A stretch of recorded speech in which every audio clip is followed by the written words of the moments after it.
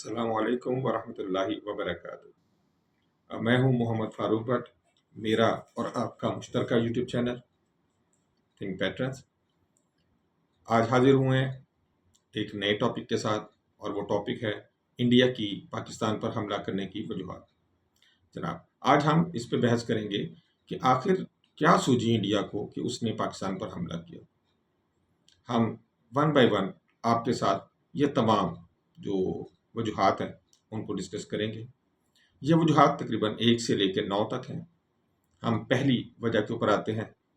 हम पहले आपको वजह बताएंगे, फिर हम उसकी आपको थोड़ी सी डिटेल बताएंगे, और हमारी आपसे गुजारिश ये होगी कि इस डिटेल के हवाले से आप हमें अपना फीडबैक कमेंट्स के हवाले से ज़रूर दें। अगर आपको हमारा वीलॉग पसंद आए, इसको ज़रूर शेयर करें, इसको लाइक करें, और अगर आपने हमें सब्सक्राइब नहीं किया तो सब्सक्राइब जरूर कर दें। तो इंडिया की पाकिस्तान पर हमला करने की जो सबसे पहली वजह ये है, पाकिस्तान इक्तिसादी और मुआशी तौर पर कमज़ोर है। इसके ज़र मुबादला के ज़खायर बहुत कम हैं, और ये लंबी लड़ाई बिल्कुल भी नहीं लड़ सकता। 1 या 2 दिन, बस इससे ज़्यादा इसमें हिम्मत ही नहीं है, और वो हमने इसकी पहले ही कमर तोड़ देनी है। और पाकिस्तान तो वैसे ही घुटनों पे आ जाएगा हमारे पहले हमले के बाद ही, और पूरी दुनिया पहले ही हमारे साथ है, तो सब लोग इसको रोक देंगे और ये हम पे हमला नहीं कर सकेगा। बहरहाल, होना वही होता है जो मंजूर खुदा होता है। पाकिस्तान, इसमें कोई शक नहीं, इक्तिसादी तौर पर कमज़ोर है, और अभी इसमें इतनी सख्त नहीं है कि ज़्यादा लंबे अरसे की लड़ाई लड़ सके। लेकिन पाकिस्तान वो पहलवान है जो अपने हरीफ को ज़्यादा देर सामने टिकने नहीं देता। पाकिस्तान पॉइंट्स की बेस के ऊपर रेसलिंग नहीं जीतता। पाकिस्तान पॉइंट्स की बेस के ऊपर बॉक्सिंग नहीं जीतता। पाकिस्तान पॉइंट्स की बेस के ऊपर किक बॉक्सिंग नहीं जीतता। फ्री मार्शल आर्ट नहीं जीतता। पाकिस्तान पहले ही राउंड में नॉकआउट करता है, और इंडिया को इस चीज़ का एहसास हो गया। तो ये उसकी पहली गलतफहमी थी, और ये उसकी पहली वजह थी कि उसने पाकिस्तान पर हमला करने की जिसारत की। वैसे जो आज इनके डिप्टी चीफ ने वजूहात बताई हैं अपने हारने की, कमाल है। शिकस्त का एतराफ़ भी करते हैं और शिकस्त मानते भी नहीं हैं। कोई बात नहीं, यहाँ तक खुल गए हैं तो और भी खुलेंगे। हम चलते हैं दूसरी वजह की जानिब। जी, तो पहली वजह हमने बताई कि पाकिस्तान की जो इक्तिसादी और मुआशी तौर पर कमज़ोर होने की वजह थी, इंडिया ने उसको एक्सप्लॉइट करने की कोशिश की और मुँह की खाई। इंडिया ने जो पाकिस्तान पर हमला किया, उसकी जो दूसरी बहुत बड़ी वजह थी, उसका ख्याल ये था कि जब हम पाकिस्तान पे हमला करेंगे तो पाकिस्तान हमारे ऊपर जवाबी हमला नहीं करेगा, और ये अगर हमला करेगा भी तो जिस तरह हमने अपने ही इलाके से रहते हुए स्टैंड ऑफ वेपन्स को इस्तेमाल किया, और हमने सरहद की वायलेशन नहीं की है, ये भी क्या करेंगे कि ये अपने जहाज़ों को लेके आएंगे, स्टैंड ऑफ वेपन इस्तेमाल करेंगे। हम ये करेंगे कि जो हमारे पास S-400 सिस्टम है, हम उसके ज़रिए इनके जहाज़ों को जो सरहद के करीब आएंगे हम निशाना बना लेंगे। अल्लाह ताला फरमाते हैं कुरान पाक में कि ये जो काफिर हैं, ये अपनी तदबीरें करते हैं, और बड़ी अपनी तरफ से शानदार तदबीरें करते हैं, लेकिन अच्छी, शानदार और आला तरीन जो तदबीरें हैं वो तो मेरे रब की हैं, और वही सबसे बड़ा तदबीर करने वाला है। तो पाकिस्तान ने जो जवाब दिया वो ख्वाबो ख्याल में भी नहीं था मोदी के कि ये इस तरह का जवाब आएगा। और पाकिस्तान ने जवाब एक तरह से नहीं, पाकिस्तान ने 2 तरह से जवाब दिया। पहला जवाब पाकिस्तान ने ये दिया कि जो इसके तैयारे पाकिस्तान पर हमला करने के लिए आए, उनकी तादाद 80 से 85 के करीब थी। जो सैटेलाइट इमेजेस से पूरी दुनिया ने जो नोट किया, 80 से 85 के करीब तैयारे इंडिया लेके आया, जिसमें बरतानवी जैगवार, रूसी मिग-29 SU-30, फ्रेंच मिराज 2000, राफेल। क्या रह गया पीछे? तेजस, वो समोसा है, वो इनके सियासतदानों ने और इंडिया के साइंसदानों ने मिलके खाने का प्रोग्राम बनाया हुआ है। अल्लाह करेगा वो खाते रहेंगे। तो तेजस तो उन्होंने उड़ाया ही नहीं। तो बहरहाल ये इनका प्रोग्राम यही था कि हम करेंगे हमला। तो हमें कौन सा जवाब आना है? पाकिस्तान ने जो पहला जवाब दिया, जो पहला तमाचा मारा, जिससे इनको चक्कर आ गए, वो ये था कि इनके 7 तैयारे पहली ही रात में तबाह कर दिए गए, जो इनके वहमो गुमान में भी नहीं था। आप जानते हैं हर फौज जो है वो A, B, C प्लान बनाती है, लेकिन ये 6 और 7 तैयारों का गिरना, ये ना A में, ना B में और ना C में था। होता भी कैसे? इन्होंने कभी जिंदगी में ये सोचा ही नहीं था कि पाकिस्तान इस तरह जवाब दे सकते। फिर जो दूसरा पाकिस्तान ने जवाब दिया, पहला तमाचा मारा तो चांद और तारे रोशन कर दिए। आंखों के आगे जब तारे आने शुरू हुए, खड़ा नहीं हुआ गया इससे। 2 दिन उन्होंने अपनी एयरफोर्स को छुपा दिया, निकाला तो खैर तीसरे दिन भी नहीं। तो 10 तारीख को पाकिस्तान ने इनके ब्रह्मोस मिसाइलों के हमले के जवाब में, जब पाकिस्तान ने कहा ये तो ज़्यादा ही मजाक करने लगे हैं, जब पाकिस्तान ने इनके 34 मकामात को निशाना बनाया और जब इलेक्ट्रॉनिक वारफेयर में इनकी जान निकाली और जब साइबर स्पेस वॉर में इनकी आंखें खुली, तो इन्हें एहसास हुआ कि फौरी तौर पर मिन्नत अल्लाह करके पाकिस्तान से सीज फायर कर देते। S-400 भी इन्होंने अपने गंवाए। ब्रह्मोस मिसाइल का इन्होंने जो ज़खीरा था वो भी तबाह करवाया। इनका इन्फेंट्री का जो एक बटालियन हेडक्वार्टर था उसको तबाह किया गया। इनके बहुत सारे बेसिस को तबाह किया गया। इनके बटालियन हेडक्वार्टर को तबाह किया गया। क्या चाहते थे? और फिलहाल पाकिस्तान ने जो 4 से 5 घंटे में इनको जवाब दिया, जो दूसरा जवाब था, वो इतना कारी, इतना शदीद और इतना ख़तरनाक था कि दूसरे वार को नहीं सह सके और नॉकआउट हो गए और भागे अमेरिका के पास, सऊदीया के पास, तुर्की के पास, जिसे आज ये बड़ी बातें करते हैं जनाब। उन तमाम की मिन्नत अल्लाह की कि भाई हमें इससे बचा ले। तो ये तो हमने आपको पहली 2 वजूहात बताई। अब हम आते हैं तीसरी में। इंडिया को आइडिया नहीं था कि अमेरिका उसे पपी बनाना चाहता है। जनाब, इंडिया को आइडिया नहीं था कि अमेरिका उसको पपी बनाना चाहता है। इंडिया तो ये समझता था कि अमेरिका उसे पप्पू बनाना चाहता है। कोई पप्पू शप्पू नहीं बनाना उसने। पप्पू इंसान उसको बनाता है जिसमें कुछ गुण हो, जिसका पता लग जाए कि ये तो अपने पाँव पे खड़ा नहीं हो सकता, इसने हमारे लिए क्या करना है, तो फिर उसको पपी ही बनाया जाता है। तो इंडिया ने इस जोन में कि मैं तो अमेरिका का पप्पू हूं, मैं कुछ भी कर लूं, अमेरिका मेरे पीछे खड़ा होगा, मगरिब मेरे पीछे खड़ा होगा। लेकिन नहीं, अमेरिका ने इसे यह बताया कि तू मेरा या मगरिब का पप्पू नहीं है, तू अमेरिका का पपी है जनाब। तो इंडिया को जब ये पता लगा कि मैं तो अमेरिका का पप्पू नहीं हूं, पपी हूं, तो फिर उसने सीज फायर में ही जान छुड़ानी चाहिए। हम आते हैं अपने चौथे पॉइंट की तरफ।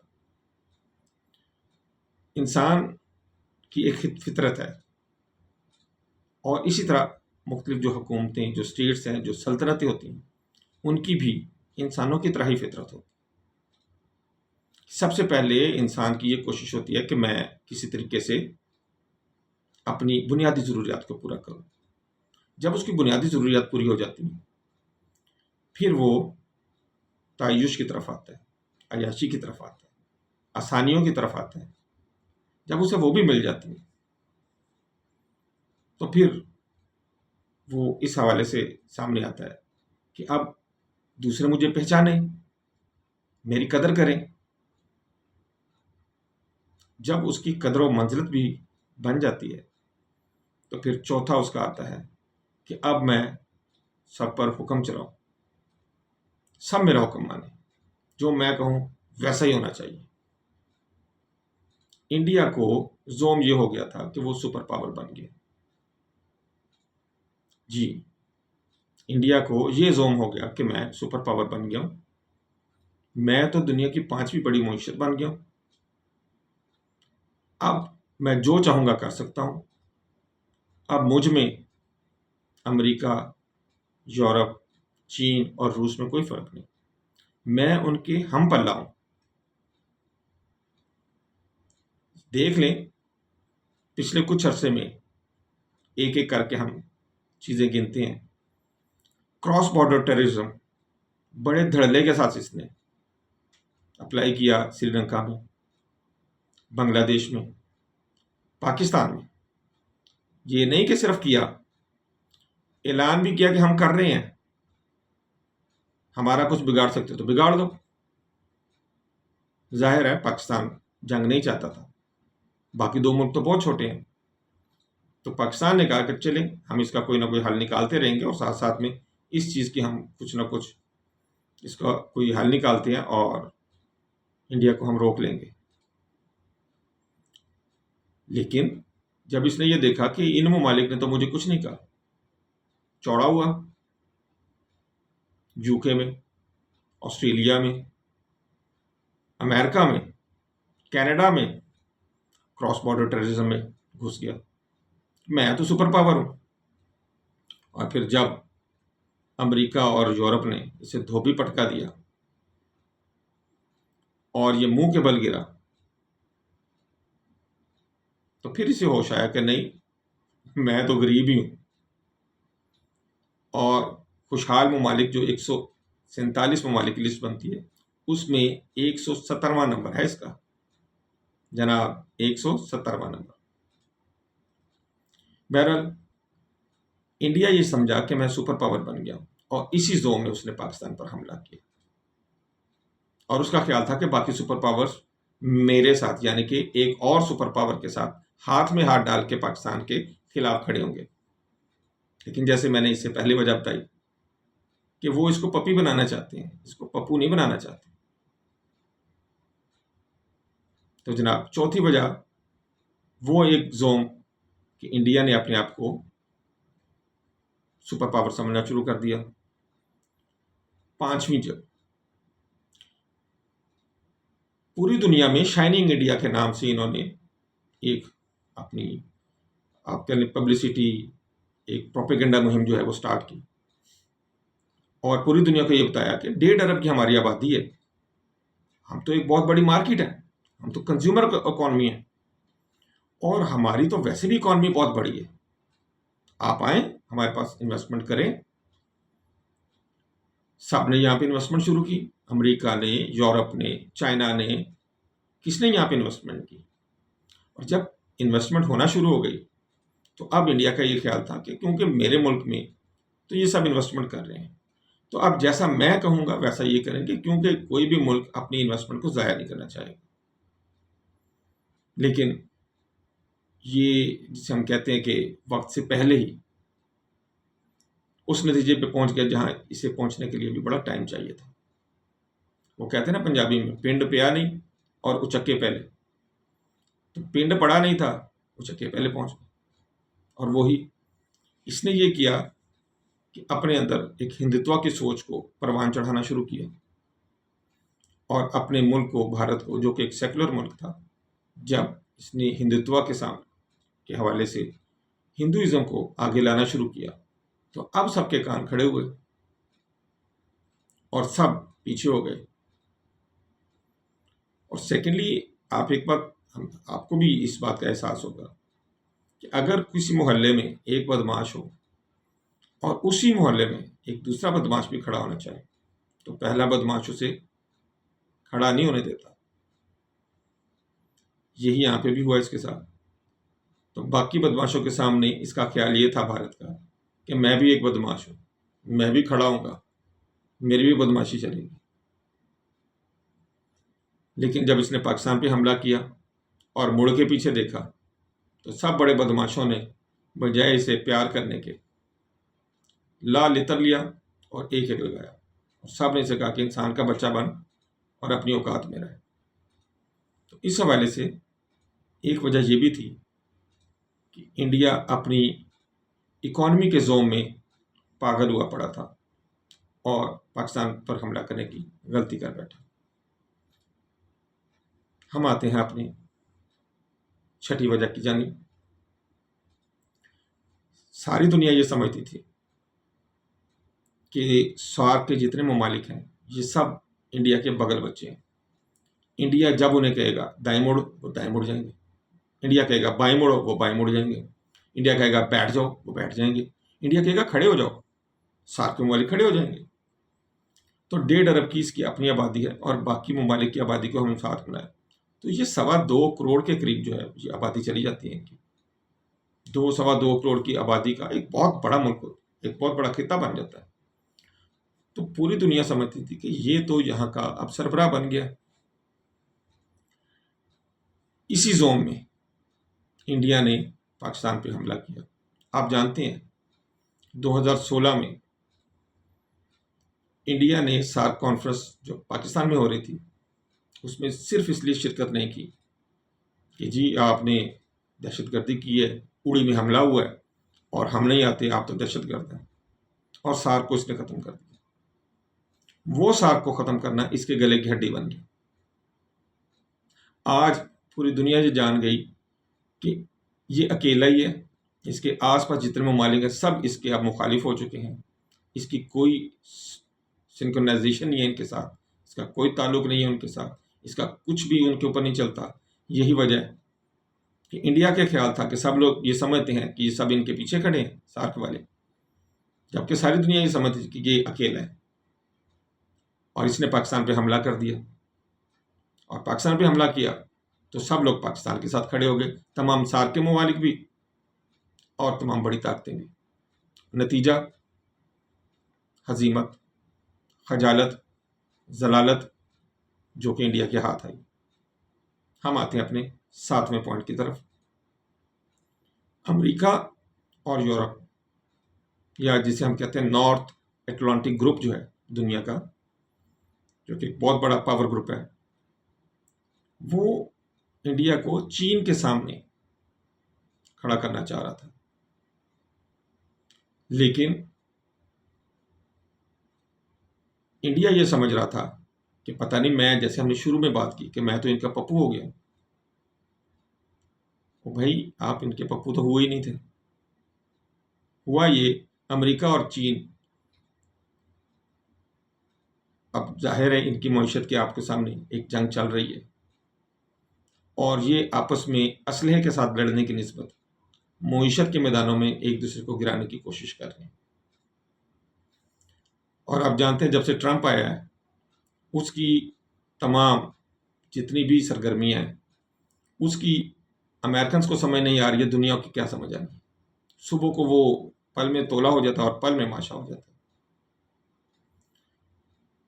इंडिया जो है वो इस चक्कर में था कि मैं तो चीन के मुकाबले में हूं, मैं तो क्वाड का हिस्सा हूं जनाब। ऑस्ट्रेलिया, जापान, अमेरिका और चौथा बहादुर, मैं आप क्या कहूँ इसको, बहादुर भारत अपने आप को ये समझ रहा था कि मेरे बगैर दुनिया कैसे चल सकती है। हाँ जी कैसे चल सकती है इसके बगैर दुनिया। जैसे चारपाई के 4 पाए होते हैं, तो इसने कहा था दुनिया के 4 पाए हैं, चौथा पाया तो मैं हूं, ये कैसे चल सकते हैं। तो अपनी तरफ से ये समझा था कि मुझे तैयार किया गया है चाइना के खिलाफ लड़ने के लिए, तो मैं इन्हें ये दिखाता हूं कि मैं देखें कैसे 2 थप्पड़ लगा के पाकिस्तान को सीधा करूंगा। आप मेरे साथ मजीद हेल्प करें तो मैं चाइना के साथ भी पंगा लेता हूं। लेकिन हुआ क्या, पहले लद्दाख में इसने मार खाई, उसके बाद इसने पाकिस्तान से मार खा लिए, रही सही कसर यहाँ निकल गई। और इसका जो ख्याल था कि मेरे बैक के ऊपर पूरा यूरोप, अमेरिका, इसराइल आके खड़ा होगा, ईरान खड़ा होगा मेरे साथ, कोई भी नहीं आया। सब ने इस पे लानत मलामत की है। और आप देख लें, अभी क्वाड के ये इजलास में गए हैं, वहां पे पूरी उन्होंने कोशिश कर ली है कि किसी तरीके पाकिस्तान का नाम दहशतगर्दी के हवाले से नथी करके उसके एलामिया में शामिल किया जा सके। कुछ भी नहीं हुआ, ना होना है। तो एक ये वजह बनी कि इंडिया ये समझता था कि मैं चीन के खिलाफ इनका सिपाही हूं। सिपाही सुपाही कोई नहीं है। अमेरिका ने इसे ये बताया कि तू तो मेरा जमादार भी नहीं है, सिपाही तू कहां से आ गया। हम अपनी 8वीं वजह की तरफ आते हैं। खिते में ईरान भी इसके बहुत करीब था। ईरान से ये तेल ले रहा था और ईरान को ये बहुत सारी अपनी सर्विसेज भी प्रोवाइड कर रहा था, और ये ईरान को अपनी मईशत और दिफा के लिए स्ट्रेटेजिक डेप्थ के तौर पे भी देख रहा था। इस जंग में वो बेसिकली जो पाकिस्तान और इंडिया की जंग हुई, इसमें पाकिस्तान को नीचा दिखाकर वो इस चक्कर में था कि ईरान यार, तेरे ऊपर तो पाकिस्तान ने हमला किया था और तुझे ज़रा बड़ी बुरी तरह मारा था, देख मैं कैसा इसकी सबक सिखाता हूँ। लेकिन मरूब उसने बेचारे ने क्या करना था, वो तो खुद ही मार खा बैठा पाकिस्तान से। और दूसरी बात क्या हुई कि जिस तरह इंडिया का ख्याल था कि ईरान इंडिया का साथ देगा, ईरान ने बिल्कुल भी उस तरह उसका साथ नहीं दिया, और इस हवाले से भी उसको मुंह की खानी पड़ी, और यहां भी वो जलील हुआ। अब फिर उसके बाद आप जानते हैं कि ईरान इसराइल की जो जंग हुई, उसमें खुलकर भारत ने इसराइल का साथ दिया। इससे ईरान को इंडिया की दोस्ती का अंदाज़ा भी हो गया, और अगर ईरान को कुछ अकल हुई तो वो आइंदा इंडिया की तरफ से तो एहतियात ही करेगा। हम आते हैं अपने 9वें पॉइंट की तरफ। इंडिया ने जो जिंदगी का सबसे बड़ा जुआ लगाया और जिस पर वो अभी तक कायम है, वो कॉपी करना चाह रहा है इसराइल को। जिस तरह इसराइल ने अपनी हेजमनी बनाई हुई है, एक तसल्लुत कायम किया हुआ है, एक बदमाशी बनाई हुई है, एक गैर कानूनी जागीर जो है वो एक कायम की हुई है। जब दिल करता है मिस्र पे हमला कर दो, जब दिल करता है लबनान पे हमला कर दो, जब दिल करता है शाम पे हमला कर दो, जब दिल करे गजा वालों को काट दो, मार दो, जब दिल करे उर्दन को आंखें दिखा लो। क्या बात है, इराक पे हमला कर दो, ईरान पे हमला कर दो। तो इंडिया बेसिकली कॉपी कर रहा था इसराइल को, और ये देख रहा था कि जिस तरह इसराइल पूरी दुनिया के कवानीन को रौंद देता है, मैं भी ऐसा कर सकता हूँ, मैं क्यों नहीं कर सकता। मैं भी इस इलाके में एक इसराइल हूँ, और ये जो मेरे आसपास सारे लोग हैं, ये बिल्कुल, ये तो इसराइल के मुकाबले में जैसे अरब कुछ नहीं है, तो ये भी मेरे मुकाबले में कुछ नहीं है। लेकिन उसका पहला वार ही खता चला गया, और उसने पाकिस्तान पर असल में हमला भी इसीलिए किया था कि वो इलाके के बाकी ममालिक को डराना चाह रहा था, मरूब करना चाह रहा था कि देखो मैं पाकिस्तान के साथ ये कर सकता हूँ, तो तुम्हारी क्या औकात है। लेकिन पाकिस्तान ने जब इसको अपनी औकात दिखाई है, इसको जब इंडिया को अपनी औकात का पता लगा, तो उसके बाद तो फिर चिरागों में रोशनी नहीं रही। दूसरी जानिब इसराइल खुद अपने जख्म चाट रहा है ईरान पर हमला करके, और यही वजह है कि जब इसने इसराइल का भी ये हाल देखा है, जो ईरान ने इसराइल का हाल किया है, जो पाकिस्तान ने इंडिया का हाल किया है, तो अब थोड़ी थोड़ी जो है वो मानना शुरू हो गया। पहले जयशंकर माना, उससे पहले इनके chief of defence staff general Bharti माने, उनसे पहले हमारी बहन सोफिया कुरैशी, लेफ्टिनेंट कर्नल सोफिया कुरैशी, वो मान गई थी। आज इनके deputy chief of army staff वो भी मान गए। वो हमें इंशाल्लाह आगे हमारा एक पॉइंट आएगा, हम उसमें उसको डिस्कस करेंगे। तो आपके सामने ही है कि इस तरह इन्होंने जो अपने मुख्तलिफ वजूहात थी जिनकी बिना पर इन्होंने पाकिस्तान पर हमला किया। और फिर 10वें पॉइंट पे हम आए आप जानते हैं कि इन्होंने इंडियंस ने पहले कतर की जासूसी की, उनके साथ गद्दारी की। इराक में इन्होंने जासूसी की, सद्दाम के ये बहुत करीब थे, और जितने ये करीब थे, ये जिन जिन के करीब रहे हैं, इन्होंने उस मुल्क में तबाही और बर्बादी जो है वो करवा के छोड़ी है। और अब ईरान में इनके दिए गए जो सॉफ्टवेयर है, उन्होंने जासूसी का एक बहुत बड़ा अमल जो है वो तय किया है और इसराइल को बहुत ज़्यादा हेल्प की है। बाकी ममालिक भी आप देख रहे हैं कि जो जितने भी सॉफ्टवेयर हम इंडिया के इस्तेमाल कर रहे हैं, कहीं वो सारे के सारे बैक एंड के ऊपर इसराइल के तो नहीं है। अब देखें क्या बनता है इस चीज़ का। लेकिन इंडिया ने इसराइल की खुशनुदी के लिए जहां बहुत सारे काम किए थे, तो पाकिस्तान की जो एटमी ताकत है वो भी इसराइल को बहुत ज़्यादा खटकती है। तो इंडिया का ख्याल ये था कि हम पाकिस्तान पे हमला करेंगे, एक टेस्टर लगाएंगे, जी हम पे हमला नहीं करेगा, करेगा बहुत माइन्यूट सा होगा, बड़ा हल्का फुल्का सा होगा, हम पहले इसकी बेइज्जती करेंगे और फिर हम इसराइल के साथ मिलके इस पे चढ़ दौड़ेंगे, क्योंकि मोरल इसका डाउन होगा और पूरी दुनिया हमारे साथ होगी तो कौन पाकिस्तान का साथ देगा। तो हम जो एटमी पावर पाकिस्तान की है उसके ऊपर कारोबार कर सकेंगे। लेकिन अल्लाह ताला की अपनी तदाबीर है और अल्लाह ताला जैसी तदाबीर करने वाला कोई नहीं, और अल्लाह ताला के फजल करम से पाकिस्तान ने इनका सत्यानाश करके रख दिया। अब हम आएंगे अपने 11वें पॉइंट के ऊपर कि इंडिया का डिप्टी चीफ का बयान क्या है। अब इनकी ज़रा मज़ाहिया सी बातें सुन लें। जैसे मैंने पहले सारी आपको वजूहात, जो पहले हमने 10 वजूहात गिनवाई हैं, ये सारे का सारा उनका आप ये देखें कि खुलासा है, एक समरी है जो अब हम आपको पेश करेंगे। फरमाते हैं इंडियन डिप्टी चीफ, हमारी लड़ाई पाकिस्तान से तो नहीं थी। अच्छा जी, हमारी लड़ाई तो 3 दुश्मनों के साथ थी, पाकिस्तान, चीन और तुर्की। पाकिस्तान के पास तो 81% जो है वो सारा असला ही चाइना का है, और पाकिस्तान ने ड्रोन्स और बहुत सारा हथियार जो हैं वो तुर्की से हासिल किए हैं। भाई इस बयान का मतलब क्या बनता है? भारतीय नज़र में कहने का ये मतलब है कि यार हमारा तो ये ख्याल ही नहीं था कि पाकिस्तान इतना मजबूत है और उसके दोस्त इतने मजबूत हैं कि ये जब जवाबी वार करेगा तो वो ऐसा नहीं महसूस होगा कि पाकिस्तान ने हमें जवाब दिया। हमें तो ऐसा लगेगा कि जैसे पूरी दुनिया ने हमारे मुंह पे थप्पड़ मारा है। ये है इसका खुलासा कि पाकिस्तान, चीन और तुर्की हमारे दुश्मन। इंडिया को ये पता होना चाहिए कि पाकिस्तान, चीन और तुर्की तुम्हारे दुश्मन नहीं, तुम खुद अपने दुश्मन हो। हिंदुत्व तुम्हारा दुश्मन है, RSS तुम्हारे दुश्मन है, बीजेपी तुम्हारी दुश्मन है। तुम जितनी जल्दी जाग जाओगे इंडिया वालों, तुम्हारे लिए उतनी ही बेहतर है। सॉरी। अगर हम इनकी इस मंतक को देखें तो इंडिया के पास जितने भी सुखोई और मिग तैयारे हैं ये रूस के हैं,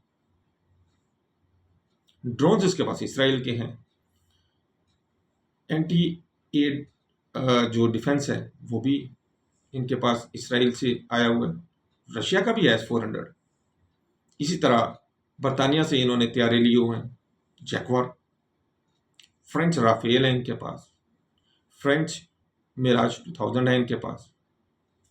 अमेरिका से इन्होंने चिनोक हेलीकॉप्टर लिए हैं और बहुत सारा इन्होंने सामान लिया है। तो क्या पाकिस्तान ये कहे कि पाकिस्तान का तो एक दुश्मन नहीं है? पाकिस्तान ने जो लड़ाई की है वो रूस, इसराइल, बरतानिया, फ्रांस और अमेरिका के साथ की है। अजीब बात है।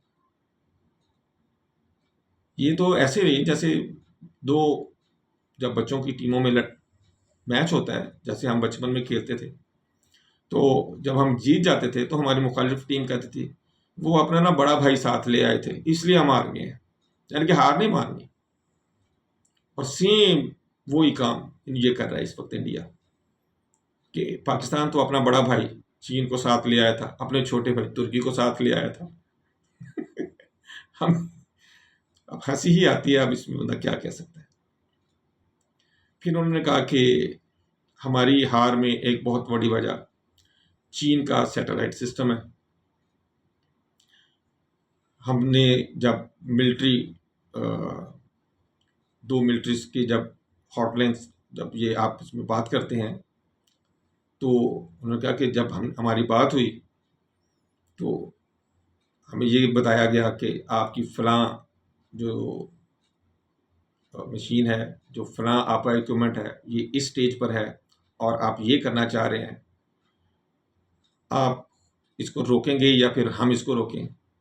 यानी कि पाकिस्तान को हमारी एक एक हरकत का पता लग रहा था और चीन इसे ये सारी इंफॉर्मेशन दे रहा था। भाई पाकिस्तान को जो मर्जी इंफॉर्मेशन दे, पाकिस्तान अपनी तैयारी करके बैठा था। और इंडिया के हारने की जो एक बहुत बड़ी वजह है, जो हम 11वीं वजह जो हम कहेंगे, जो मैंने कहा था इसका खुलासा है कि इंडिया ने बगैर तैयारी के तमाम अपनी जितनी भी गलत फहमियाँ थी और खुश फहमियाँ थी, उसकी बिना के ऊपर पाकिस्तान पे हमला कर दिया। और आप जानते हैं कि जब भी गलत फहमियों, खुश फहमियों के ऊपर किसी दूसरे मुल्क पे हमला किया जाता है, तो उसके नतीजे तो फिर वही होते हैं जो पाकिस्तान और इंडिया की जंग में निकले हैं। इंडिया को शर्मनाक शिकस्त का सामना करना पड़ा। फिर उन्होंने कहा कि चीन ने अपना असला पाक भारत जंग में इस्तेमाल किया और इस जंग को उन्होंने लेबॉर्ट्री के तौर पर इस्तेमाल किया। मारो घुटना फूटे आंख, ओ भाई डिग्गा खोते तो गुस्सा को में आरते, क्या हो गया तुम्हें, मारा पाकिस्तान ने तुझे और इल्ज़ाम सारा चाइना पे दे रहा है। असल में पता क्या है, ये अपनी आवाम को ये बताना चाह रहे हैं कि हमें पाकिस्तान ने नहीं हराया, हमें तो चीन ने हराया है।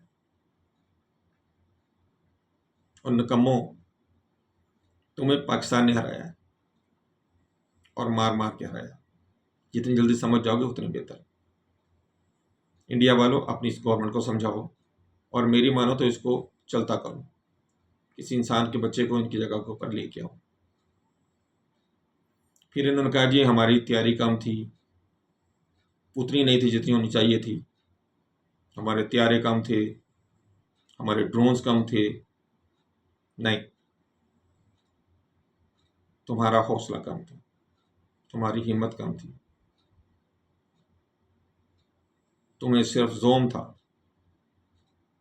तुम एक, जिसे हम कहते हैं ना कि नुमाइशी पहलवान थे और तुम समझे कि तुम असल पहलवान के साथ लड़ लोगे। ऐसा नहीं था। नाजरीन, ये थी वो 11 वजूहात जिनकी बेस के ऊपर इंडिया ने पाकिस्तान पे हमला किया और अल्लाह ताला के फजल से पाकिस्तान ने एक रुसवा शिकस्त दी इन्हें और अल्लाह ताला ने पाकिस्तान को फतह और कामयाबी नसीब फरमाई। अल्लाह ताला मुझ पर, आप पर और हम सब पर अपनी मेहरबानी करें, अपनी कामयाबियाँ और हमें अपनी आफियतों से नवाजें। अस्सलामु अलैकुम व रहमतुल्लाहि व बरकातहू।